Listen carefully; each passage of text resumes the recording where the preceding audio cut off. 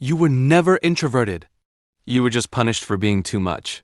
Somewhere between ages 4 and 14, someone told you, with their words or their silence or their disappointment, that who you naturally were was wrong.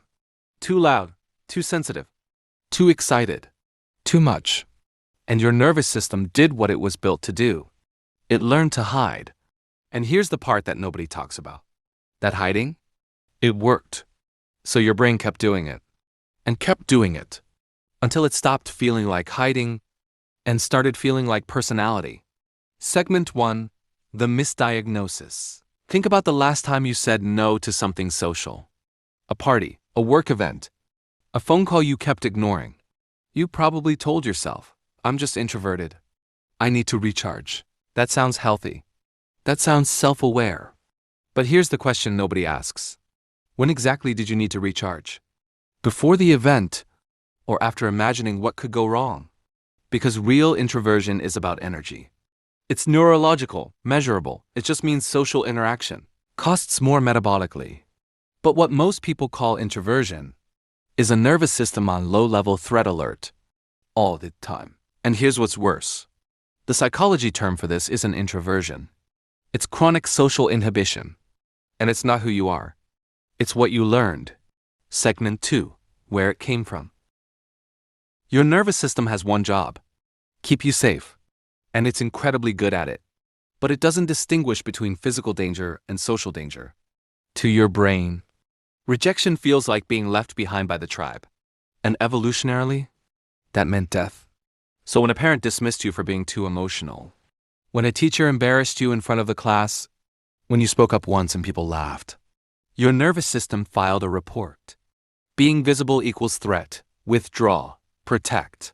And this is where it gets really interesting. It doesn't take trauma to create this response. It just takes repetition. Small moments, stacked up. Over years, a slightly cold parent, an unpredictable household, a school where standing out was dangerous. None of it dramatic enough to call trauma. All of it enough to rewire your default state. Segment 3, the body keeps score. Here's the proof your body is lying to you right now. Think about speaking in a meeting, or texting someone first, or posting something you actually believe online. Notice what happens in your chest. The tightening, the slight hesitation, the mental rehearsal of everything that could go wrong. That's not personality. That's a threat response. Your amygdala, the brain's alarm system, is firing. For no real danger. Introverts don't get a threat response from being seen. They just get tired. There's a difference. A huge one. And almost nobody notices this. The people who are actually introverted, they can walk into a room confidently. They can speak in public without their heart rate spiking. They just need quiet time after. But if being seen itself feels dangerous, that's a trained nervous system, not a personality type. Segment 4, the identity trap. And here's where it gets uncomfortable.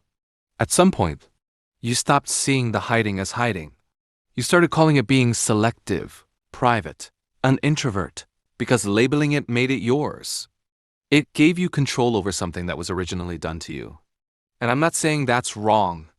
I'm saying the label became a cage you decorated. Because here's what identity does to behavior. Once you believe something is who you are, you stop questioning whether it's serving you. You turn down opportunities. I'm just not a people person. You don't build a business. I'm too introverted for sales. You don't say the thing you actually think. That's just not my style. But here's what's worse. The version of you that existed before the hiding, that person had different instincts. They wanted to connect. They wanted to be seen. They were just told repeatedly that it wasn't safe. And you've been protecting them ever since. Segment 5, the real test. You want actual proof? Here's a simple experiment. Think about the people you feel completely safe around. A best friend, a partner, a sibling. Are you introverted with them? Or are you loud, opinionated, silly, completely unfiltered? I'll wait. Because that version of you, the one that shows up when the threat is gone. TAT is your baseline. That is your nervous system in its natural, unguarded state. And the version that goes quiet in groups, that overthinks every text, that watches from the edges at parties, That's your nervous system running a learned protection program. And this is where it gets genuinely life-changing. Because protection programs can be updated. Personality cannot. You cannot change being an introvert any more than you can change your eye color. But a conditioned threat response? That was installed. Which means it can be uninstalled. So here's the real question.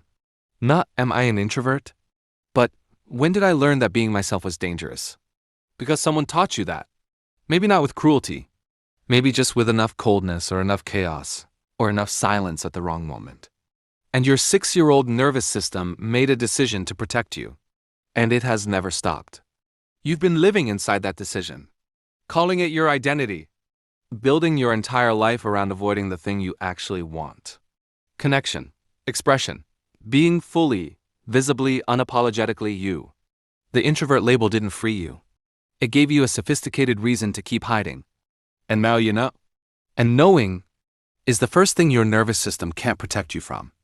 If that hit differently than you expected, there's more where that came from. The people who subscribe aren't looking for comfort. They're looking for the truth about how their mind actually works. That's the channel. Up to you.